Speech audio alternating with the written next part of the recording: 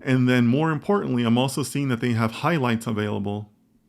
And then the key is that they also make their data available. They make the data sets available. So now this is telling me that this is something that not only can I look at it with a critical eye, I can also look at their data and, make my own decisions, make my own studies from it, right? Or if you want to look at it another way, one of the reasons why they would make their data available is because of peer review, right? Peer review is a critical part of the scientific method. You should make yourself open to review at any time, right?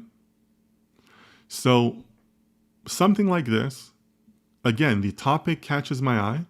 It's very much a business-focused article, and they make their data available.